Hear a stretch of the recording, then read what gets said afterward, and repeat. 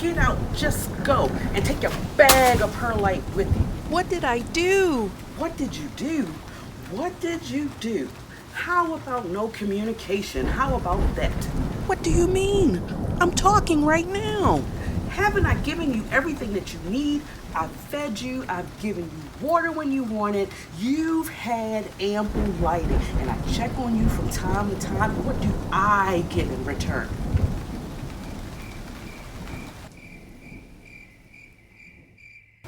Zero growth, absolutely no communication at all. So would you just please, just go? Don't do this. I promise I'll do better. Better how? I'll pump out new growth. In this growing season, I swear, I'll talk to you. I'll tell you the things that I like, the things that I don't like. Just don't do this. You promise? I swear. I swear all over my healthy root system. All right. You can come back in. I better see some changes, and I better see them fast.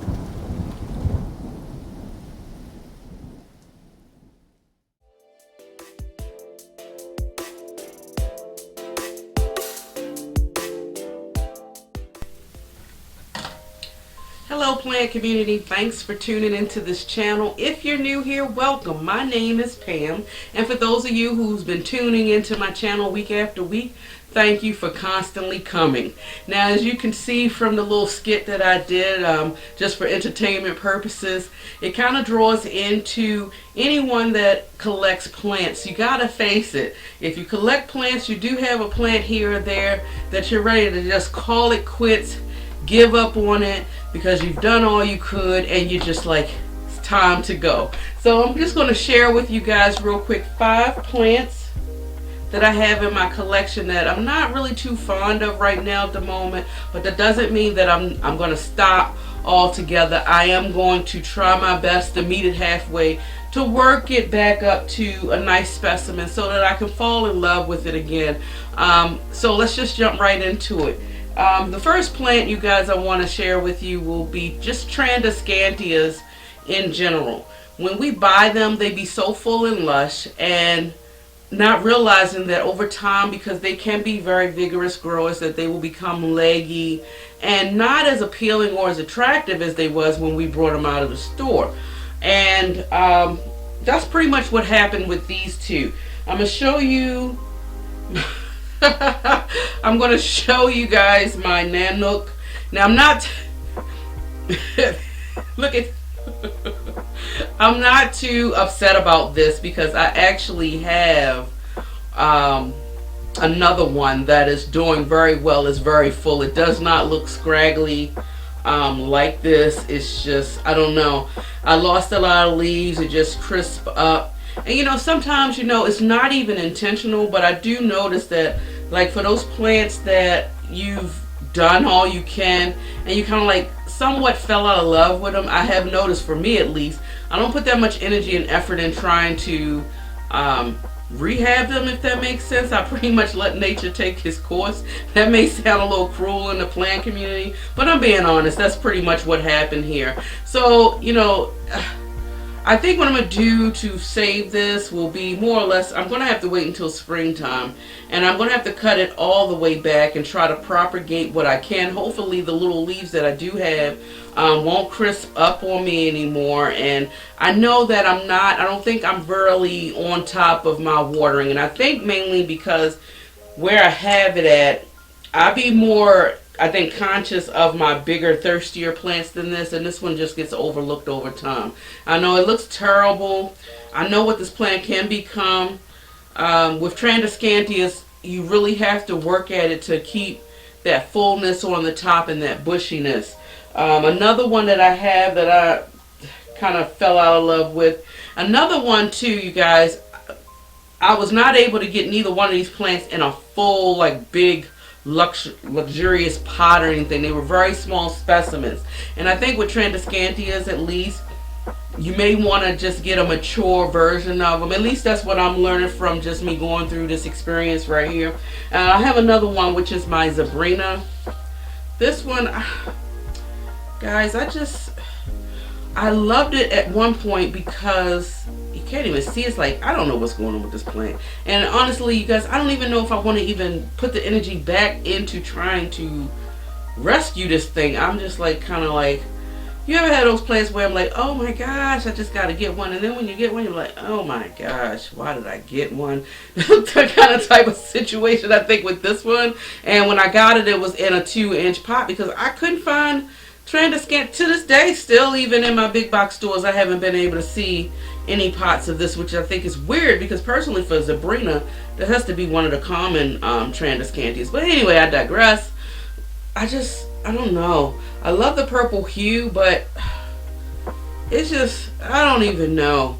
This one we may have to part ways. I don't know. I'll just see how I feel. Right now I'm feeling like, honestly, trash this sucker. I don't even want to gift it to anybody. You know, it just seemed like it would be just too much work. But anything worth having is worth going through the trouble to get, right? So, I don't know. I'll see.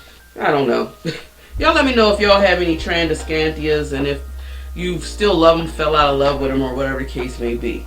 Now, this other plant, you guys, is a Philodendron.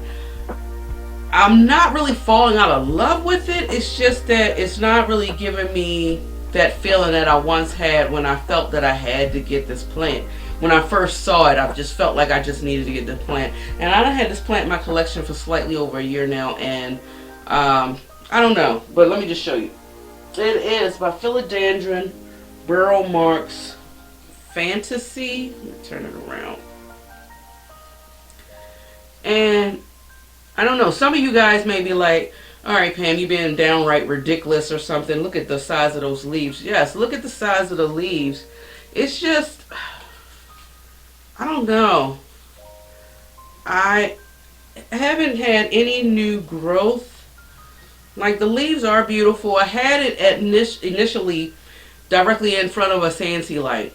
But then when I felt that this plant was receiving a little bit too much light, because then the leaves were starting to fade a little bit. And I didn't like the way it looked. I prefer my burrow marks to be a little bit darker and green color of the leaves. And so I kind of moved it away. And I put it in a different situation, even though it adapted. But I don't know. This is the first leaf that I got from it. Well, actually, to be honest, I did have a leaf grow. It unfurled but got stuck, and then it wound up dying off, and I just wound up cutting it off. And then another leaf came and it kind of like got stuck or something. I don't know. Something happened with that leaf too. And then now this leaf came out, and it's not as big, and it has this, I guess, I don't know, I guess growth point. I'm not sure, you guys, but I mean, it's a beautiful plant. It's just that it's not speaking to me like it used to, and I don't know why. And I usually don't feel, I don't traditionally fall out of love because of lack of growth, because that would just be so unfair to the plant. But it's not, I can't even say that it's because it provided me with just one leaf over a year and it's so small. You know, because I do know that sometimes it's what us as plant parents are doing that could possibly be slowing it up. I just don't really, when I look at it now, I just see it as a plant. It's not really talking to me the way that it was when I first saw it, and I was like, you know, that aha moment is gone with this plant. So I don't know. I'm still going to love up on it and do what I can for the plant. If it grows, it grows. If it doesn't, it doesn't, and I'm okay with that. So yeah. Also too, if y'all have any recommendations for this plant, let me know. Comment down below, because I don't know. It's not dying. You know, I should be grateful for that. It's not dying, so I am keeping it alive. But if you have any tips on what I can do to help it thrive, maybe I'm missing something with this plant. But I'm traditionally very good with my philodendron, so I'm really surprised of this one. I know it can be a little slow to grow, but yeah, just comment below. Just let me know. Now my next plant, you guys, you probably already seen this plant in one of my very recent videos, but of course I had to incorporate it with it because it falls into the title of this video, and that would be my Maranta leuconeura, the regular version. If y'all remember watching that video where I said, you know what, I'm sick of this one because this one was juxtaposed to the variegated one, where they were living, still is, under the similar living conditions and areas and everything, and how that one was thriving, but this one just said no. And this is my second time going through the merry-go-round with this plant, and I'm kind of like, I'm doing what I can right now to save it. But to be honest with you guys, if everything that I do fails, I don't know if I'm going to buy it for a third time. You know, sometimes we just got to accept defeat and realize that no matter what we do, just certain plants that we can't grow in our homes. Now, what doesn't work well in my environment may thrive in yours and vice versa, but so far I cut it back in that video, and since I did do that, it was down to just one leaf. And so far, you guys, just in this short period of time, one leaf has grown and it's another leaf coming out. So I don't know, I had it in that pot, I will survive, so maybe it's trying to say that it will. I don't know, does it deserve to go back in that pot, you guys, because it's trying to do new growth. And in my propagations, you know, once it roots very well, I will put it back in this pot, and then I'll just see where it goes. But I do, the thing is, I do love this plant still, but I just don't know if I want to put too much energy and time in trying to rehab, because sometimes when you have a big plant collection, you just don't have that time to be focusing on trying to rehab a plant. You might just cut your losses. But I love that paw print, you guys. Isn't it gorgeous? I mean, I don't know, it's like such a dark color. It just looks so healthy, right? It just gives me false hope. I mean, you better start talking, and you better start talking quick. I'm serious, because you're on your last leg, mister. Look, you want to hear something funny? Any other time it's her and she. But then when we get mad at him, mister, what is that about, right? At least that's what I just noticed. That's what I do. That's crazy. I need to stop. But anyway, my next plant, this plant here is my second time trying it around. And I love this plant, but I just don't know if I'll buy another one. And this is, it's nothing wrong with it, it's just, I don't know. It's my Monstera siltepecana. The first one that I brought, I don't know what happened, guys. I completely killed all of it. It just died completely. And I said, you know, I thought I learned some things here and there, and I said I was going to try it again. And I had the second plant in here, but which was growing beautifully, you guys, but it just so happened that my first year in here with the winter time, I don't think this room was as prepped ready for the other seasons, and that plant did take a dive. And I tried to propagate what I could. Luckily I was able to get some pieces of it, and this is all what I have left of that plant. It's nothing wrong with it, it's very beautiful, but I don't even know. It's just, it was a little bit fuller than this, you guys, honestly, at least up in here. And it started slowly but surely, like, just leaves was yellowing. So I think, y'all let me know, should I let this plant completely dry out? I don't have very many Monsteras, but the Monsteras that I do have, I usually do let them dry out before I give it a water. Should I let it dry out completely, or maybe that's what I'm doing that's wrong with it? Should I not let it dry out completely? Maybe 3/4 of the way and give it a nice drink. Let me just, I saw some spots. Just want to make sure it's not a pest.